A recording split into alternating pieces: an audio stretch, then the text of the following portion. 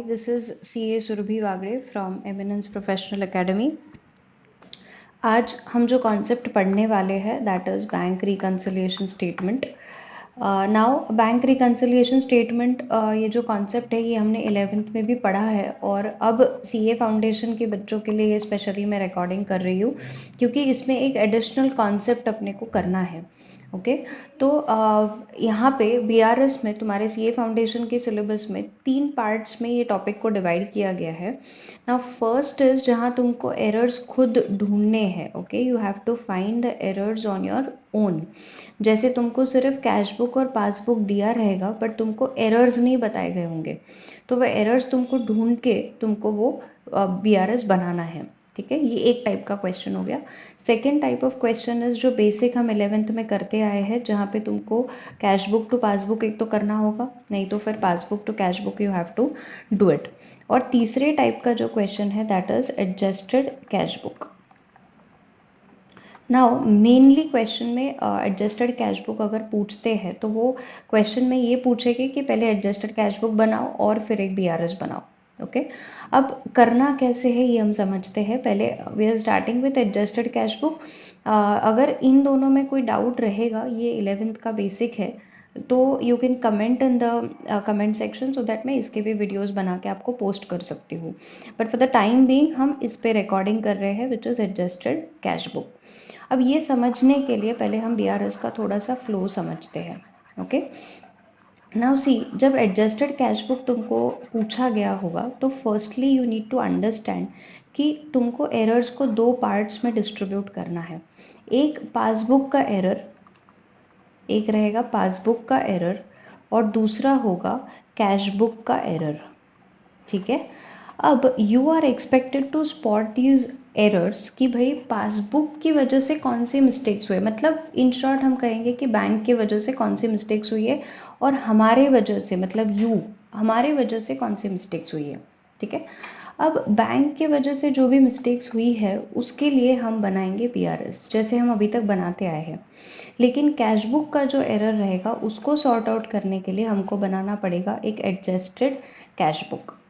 यहाँ से जो तुम्हारा क्लोजिंग बैलेंस आएगा आइदर वो क्रेडिट में आ सकता है जिसको हम बोलेंगे फेवरेबल बैलेंस, करेक्ट, और वो डेबिट में भी आ सकता है क्लोजिंग बैलेंस जिसको हम बोलेंगे overdraft balance, negative balance, correct. तो इन दोनों में से जहाँ भी तुम्हारा बैलेंस आएगा वो तुम्हारा BRS का बनेगा स्टार्टिंग पॉइंट और वहाँ से तुम रिकन्सिलिएशन स्टार्ट करके you will arrive to passbook का बैलेंस. ये क्रक्स है कॉन्सेप्ट का. ओके ना, यहाँ पे अपन ने क्या किया तो पासबुक का जो एरर है वो ढूंढने के लिए तो BRS है अपने पास और वो अपने को पता है कि पासबुक का मतलब बैंक का क्या एरर हुआ है. समझो तुमको बोला गया कि check issued but not presented by the bank, तो ये बैंक का एरर हो गया. करेक्ट, समझो तुमको बोला गया कि check deposited by us but not yet cleared bye the bank, तो ये बैंक का एरर हो गया. करेक्ट, लेकिन समझो ये बोल दिया कि bank has credited your account twice, तो ये भी बैंक का एरर हो गया. तो ये सारे कहाँ जाएंगे BRS में, ये उनको यहाँ पे जगह नहीं है कैश बुक में. और अगर मैं बोलती हूँ कि bank charges were debited by the bank but we have not passed an entry in the cash book, अगर ऐसा स्टेटमेंट बोलते तो दैट इज़ कैश बुक का एरर. पहले इधर एडजस्ट करो और फिर BRS पे जाओ. ठीक है, तो जो एंट्रीज तुम कैश बुक में ले रहे हो वो यहाँ पे वापस BRS में लाने की ज़रूरत नहीं है. तो तुम यहाँ क्या कर रहे हो, तुम्हारे एरर्स को रेक्टिफाई कर रहे हो, रेक्टिफाइड कैश बुक का बैलेंस उठा रहे हो और वहाँ से BRS बना रहे हो और फिर बैंक के एरर्स को रेक्टिफाई कर रहे हो. That is the flow of the question. ठीक है, अब यहाँ पे तुमको ओवरड्राफ्ट बैलेंस भी अगर रहेगा, अगर समझो तुम्हारा डेबिट बैलेंस आता है कैश बुक का क्लोजिंग बैलेंस, तो वहाँ से तुमको स्टार्ट करना है और पासबुक का बैलेंस लेके आना है जैसे हम पहले भी BRS में करते थे ओवरड्राफ्ट बैलेंस में. तो वहाँ कुछ भी चेंज नहीं है. Once you get with this तो तुम्हारा काम हो गया है, तुमको BRS नॉर्मली सॉल्व करना है. ठीक है, now I will take an example. अगर मैं तुमको बोलती हूँ कि एक अमाउंट था जो बैंक में डायरेक्टली डिपॉजिट कर दिया हमारे कस्टमर ने, हमको उस बारे में अभी तक कुछ भी आइडिया नहीं है, तो इसका एंट्री मैंने कैश बुक में नहीं किया होगा. करेक्ट, अगर मैंने इसका एंट्री कैश बुक में नहीं किया है तो मतलब ये मेरा वाला एरर हो गया, मतलब मुझे उसको एडजस्टेड कैश बुक में लाना पड़ेगा.